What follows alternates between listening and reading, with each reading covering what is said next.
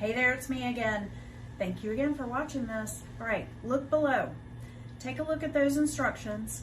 This is very clear on how you can go easily to the portal where you received your inspection report and make a repair list. Remember, major items only. This is what we are going to ask the sellers for, okay? And we can change it. So this is just an initial list. So thank you for watching. Follow those instructions and then we'll talk after that, okay? Have a super rest of your day.